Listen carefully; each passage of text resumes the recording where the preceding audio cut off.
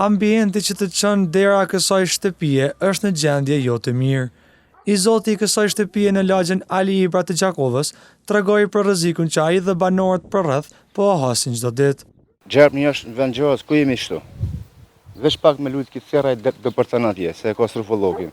Kurse kështu për mrapa shtëpia jame, ne nuk me dalë as me pi kafe, as me dalë fëmija në shkollë, as me shku ka marketi, jam blloku. Gjendje të merr.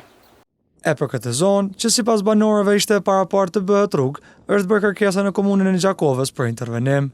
Ku më bërë kërkesë, jam shku, më kanë qunë një hemi i zyre, nuk kanë dhënë 2 javë ditë me kalu këto, kanë kalu 2 javë, nuk kanë bërë kur gjojsh.